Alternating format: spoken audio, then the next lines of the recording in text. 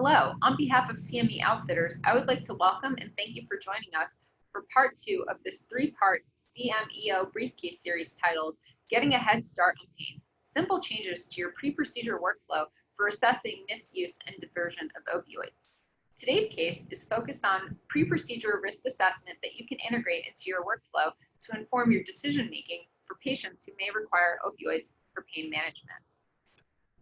I'm Mona Saragi. I'm a dentist anesthesiologist and a diplomate of the American Dental Board of Anesthesiology. I'm the director of the Dental Anesthesiology Residency Program at Jacobi Medical Center and an assistant professor of dentistry at the Albert Einstein College of Medicine, both in the Bronx, New York. Our learning objective for the CMEO briefcase is to assess patients for risk of misuse and diversion of opioids using a validated tool. What are some strategies that we can employ to identify patients at risk for opioid misuse or diversion? First, we can ask certain screening questions in our history and physical that may alert us for the risk of opioid abuse or misuse. Then, we must check the prescription drug monitoring program, or the PDMP, before prescribing an opioid. And finally, when prescribing an opioid, we must provide thorough patient education regarding the safe use of these potent pain medications and the storage and disposal of these meds as well. Dentists have reported gaps in their knowledge of identifying the at-risk patient. In a survey of 822 dentists, 67%, or roughly 2/3, reported training in pain management. But slightly less than half of respondents reported training regarding the identification and assessment of a patient at risk for drug abuse or addiction, and only 25% reported training regarding prescription drug diversion. The good news is that these numbers are likely to improve as dentists graduating in 2010 or later were more likely to report training related to addiction. So there's an increase in education in this area for dentists. Let's discuss a potential case in which we may practice discussing risk factors. Here we have Kaylee. Kaylee is a 17-year-old woman referred to from her dentist for third molar extraction. Patient reports significant pain and occasional trismus. On physical examination, you can see minor inflammation, but no erupted third molars. Radiographic examination reveals that all 4 third molars are fully bony impacted. The patient's mother reports that a number of her daughter's friends have recently had their wisdom teeth removed. She says, "It seems like it's going around," and would prefer to have Kaylee have surgery completed now if it's inevitable. However, Kaylee's mother has also raised concerns about the kids taking Percocet and Vicodin. Opioid-naive patients or patients who have never had opioids before may be at risk for opioid misuse. The patient's first exposure to opioids may often be in the setting of a third molar extraction. It is thought that up to 85 to 90% of patients taking opioids for the first time may find the experience unpleasant because of the side effects, but up to 15% are at risk for misuse, abuse, and diversion. Without a doubt, most of us became dentists in order to help alleviate the pain our patients experience, and most of us take great care to ensure our patients feel little to no discomfort whenever possible. However, we have a duty to watch out for the unintended harm of our prescriptions. Dr. Paul Moore said it best when he said that every year, millions of adolescents receive their first introduction to opioids following the extraction of their third molars. Many of these young adults have never received these centrally acting analgesics before in their lives. We have a special responsibility to counsel them about the dangers and educate them about the safe use of opioids when taken for acute postoperative pain. The potential for leftover pills from prescriptions is a real threat. These pills can end up in the hands of vulnerable individuals who may misuse, abuse, or divert the pills. Here we can see a number of opioids prescribed in green and the opioids consumed are in gray. And you can see that the bulk of patients were prescribed somewhere between 6 and 20 pills, and those are the tallest green bars, and that the bulk of the patients consumed 0 to 10 pills, as those are the tallest gray bars. So there's potential for a lot of leftover pills, meaning that we don't need to prescribe as many pills. So where do patients get their opioids for non-medical use? There's a lot of data in this table. The x-axis shows the number of days during the past year that a patient has had non-medical use. So as you go further to the right, it's the number of days in the past year that the patient has been misusing opioids. And then for each time period, you can see the relative proportion on the y-axis for the source of the meds. So you can see that overall the blue bar is highest in almost every group, and this is a friend or a relative gives the pills for free. So what are some risk assessment tools that we can use to determine if someone is at risk for opioid misuse or diversion? This can be part of our health history. We don't want to make assumptions, and we want to employ a universal precaution towards all patients. The Opioid Risk Tool is a short 5-question questionnaire that can be employed in our practices to an extent. The first item asks about a family history of substance abuse, which includes alcohol, illegal drugs, and prescription drugs. And you will note that the scoring is a little higher for males than females here. The next item looks at a personal history of substance abuse, which equates the scoring across genders here. The third item looks at age. So both males and females ages 16 to 45 years have somewhat higher risk than the younger patients and the older patients. The fourth item is especially concerning for females with a history of pre-adolescent sexual abuse. And this is something that may be difficult to communicate with anyone, let alone a dentist or dental provider, because it may never be communicated by the patient to anyone, including a medical provider or a family member. But if you happen to know about this, or if this was disclosed to you as a provider, then you want to take that into consideration as a contributor for the risk of opioid abuse. And the last item is the presence of any psychological diseases, and this should be taken as part of the medical history prior to initiating any form of dental treatment. Another tool in our armamentarium is to check the Prescription Drug Monitoring Program, or PDMP. In a majority of states, this is mandatory before prescribing an opioid. This can help alert the provider to other prescriptions for controlled substances, including opioids and benzodiazepines, for example. This can alert prescribers to prescriptions for legitimate medical conditions, such as benzodiazepines for anxiety or other opioids for example, for a recent orthopedic injury. And this can also alert the provider as well to aberrant prescription behaviors that are indicative of a patient who is going from provider to provider getting prescriptions, which is also known as doctor shopping. Some will say it's only a short-term prescription, but a review of the South Carolina PDMP found that almost 30% of patients had at least one pre-existing opioid prescription in the past 90 days, so don't underestimate the utility of the PDMP. Let's discuss how we can make a treatment plan for our patient. Multimodal analgesia is a buzzword in the age of the opioid epidemic, but it is something that dentists have been doing for a long time. Multimodal analgesia, as its name implies, means that we are providing analgesia and multiple inputs on the pain pathways and therefore achieving synergistic analgesia by utilizing lower doses of medications from different drug classes, and this can reduce opioid requirements. What do we as dentists do for almost any procedure? We get the patient numb. So local anesthetics can act by blocking sodium channels and preventing the transmission of painful responses from the site of injury or surgery to the central nervous system. There are a few exceptions to this. There may be patients who have a true local anesthetic allergy and or the patient might be unconscious because they're under general anesthesia, but we absolutely need local for almost all procedures.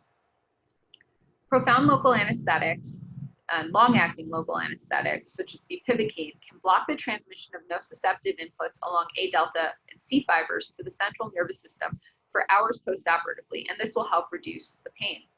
The A delta or C fibers are going to carry the pain signal to the central nervous system, and since they're the first neuron to go from the site of injury to the CNS, we call them primary afferents. The primary afferents enter the dorsal root ganglion as seen here and communicate or synapse with the secondary afferent neuron in the dorsal horn of the spinal cord. The primary afferent releases substance P. The secondary afferent then crosses to the other side of the spinal cord and synapses with third order and fourth order neurons, which can eventually sense or feel pain. NSAIDs act by blocking cyclooxygenase enzymes, which produce prostaglandins. The prostaglandins sensitize free nerve endings at the site of tissue injury or trauma or surgery. So by reducing the production of these prostaglandins, we reduce pain by interfering with the mechanism of action for the pain. Although the mechanism of action for acetaminophen is not fully understood, it's thought that acetaminophen is a weak inhibitor of COX-1 and COX-2. But unlike the NSAIDs, which block COX in the actual substrate binding channel. Acetaminophen disrupts COX electron transfer. In other words, acetaminophen acts on COX, but in a way that's different from what we know about NSAIDs blocking the production of prostaglandins. Although the mechanism of action of acetaminophen is not fully understood, it is thought that acetaminophen is a weak inhibitor of COX-1 and COX-2.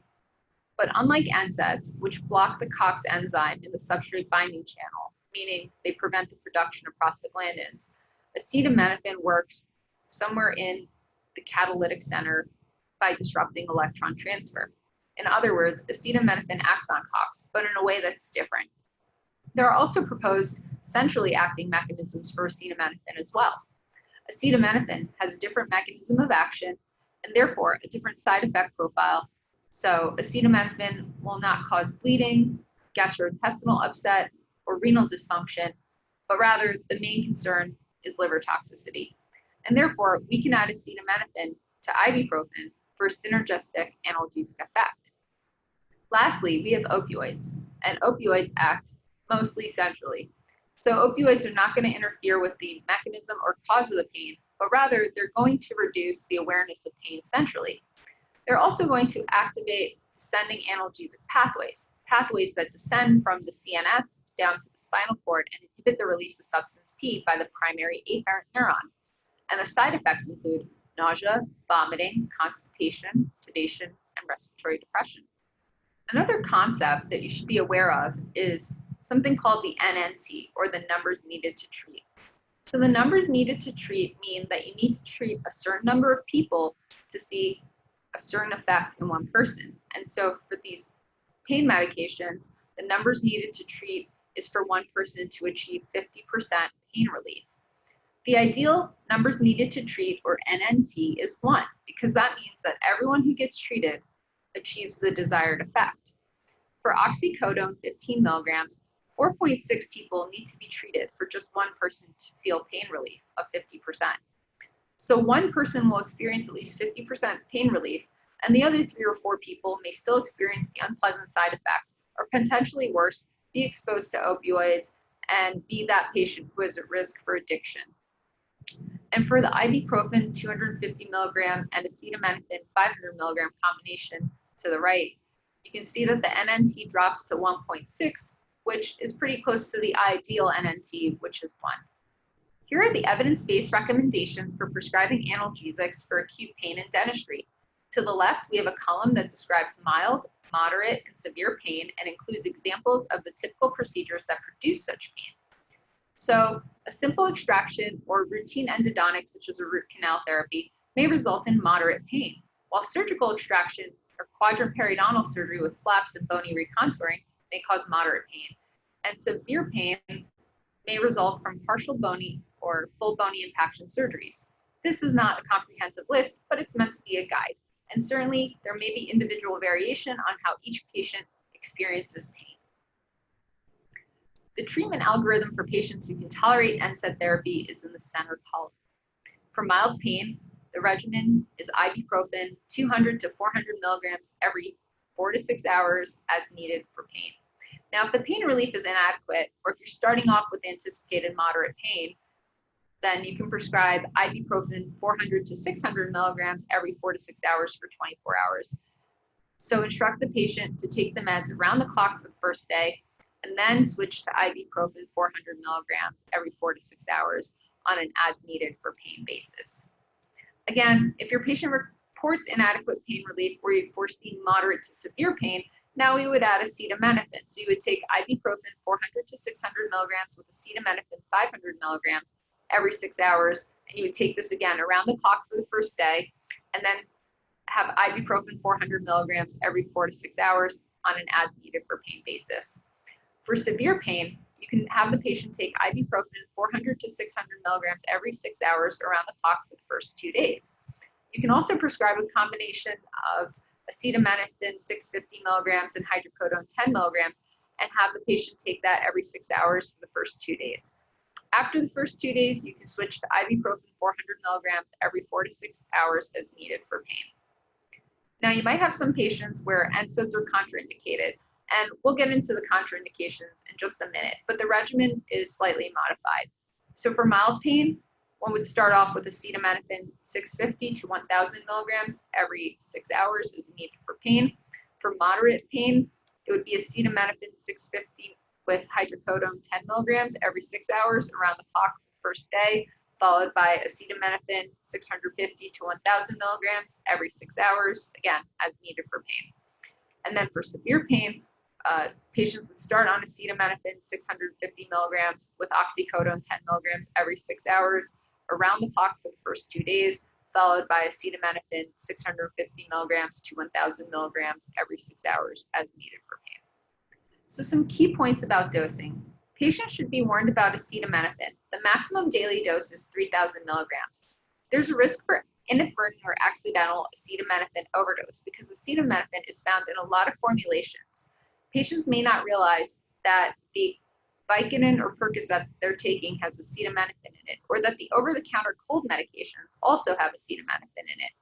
There are opioid rescue formulations that contain ibuprofen as an alternative to acetaminophen opioid combination therapy. The maximum daily dose of ibuprofen is 2,400 milligrams. A long-acting local anesthetic can delay the onset and severity of postoperative pain, and this is especially true with bupivacaine. Either the regular or liposomal formulations will work just fine in reducing the barrage of nociceptive input, and this can reduce pain scores for days. For those of you who provide intravenous sedation or intravenous antibiotics perioperatively, consider giving a single dose of a steroid such as dexamethasone to limit inflammation. Steroids are anti-inflammatory and act by blocking phospholipase A2, which is the enzyme that liberates arachidonic acid upstream from the COX pathways. There are certain patients in which we must proceed with caution when prescribing NSAIDs. These are patients over the age of 65 years, patients with a history of gastrointestinal ulcers or bleeds, patients with cardiovascular or renal disease, and patients taking anticoagulants since one of the side effects of NSAIDs is increased bleeding. Patients who are taking drugs with a narrow therapeutic window with respect to dosing, such as lithium, may also be a relative contraindication for NSAIDs because lithium is excreted by the kidneys unchanged, and a week of NSAID therapy can increase the blood levels of lithium. Make sure to engage with patients in the pain management strategy as part of a shared decision-making process. First, take the patient's medical history carefully and consider your findings when prescribing pain medications. Next, engage in adequate pre- and postoperative discussions about postoperative pain. Have an open discussion about expectations, reassuring the patient that they will be safe and comfortable. Discuss the risks and potential side effects of medications, including addiction and overdose. And this is very important. You want to balance compassionate care that manages suffering with safety. Sometimes the cure is worse than the disease. And what I mean is that sometimes telling the patient that they won't feel any pain at all or prescribing a large quantity of opioids can be worse than the actual postoperative pain. If the patient is adequately numb and has appropriate non-opioid medications, prescribing a small quantity of opioids for severe breakthrough pain may be the best course of action, and the patient should know that there might be some discomfort, some swelling, and that this may happen rather than being told that there won't be any pain at all. Patients who know they will have a little discomfort will tolerate it better than somebody who's told they won't feel anything at all. Patients need education on the appropriate handling of medication, including storage and disposal of unused meds. Medication should be kept in a lockbox or a secure or private location, somewhere that's not easily accessible by other members of the household. There are medication take-back programs, and you can go to www.takebackmymeds.com for additional details. If a take-back program is not available, medications can be disposed in the household trash by being mixed in dirt, kitty litter, coffee grounds, and then sealed in a plastic bag. Be sure to remove the identifying information, such as one's name and address, on the prescription label before disposing. Drug deactivation pouches are commercially available and can deactivate the meds, making them unusable to anyone who finds them in the trash. And despite concerns for water safety and aquatic life, the Food and Drug Administration does endorse the flushing of opioids in the toilet. Let's summarize with our SMART goals: specific, measurable, attainable, relevant, and timely. That is, what I hope that our audience will take from this presentation to apply to their practice. Remember to take a careful history and consider the use of a validated tool to determine the risk for addiction before prescribing an opioid. Also recognize the heightened risk not just for addiction, but for diversion from unused opioids. Employ a multimodal analgesic strategy to improve pain management and mitigate risk. And partner with patients to educate them about their pain management plan. Thank you for joining me today for part 2 of our 3-part CMEO BriefCase series. I hope you'll check out episodes 1 and 3 of the series, where we'll focus on standing orders for third molar extraction and patient education that can be integrated into the preoperative setting to set patients up for a positive postoperative experience. To view additional case-based education on pain management, please visit www.cmeoutfitters.com. Please also visit the Dental and Oral Surgery Opioid Education Hub, where you'll find other dental CE and CME activities, as well as a broad range of resources for healthcare providers and patients. I hope that the case and the data I've presented today give you something to consider related to risk assessment for opioid misuse and diversion, especially among adolescents and young adults. You can click this link to take the post-test and print your CE certificate immediately afterward. Thanks again.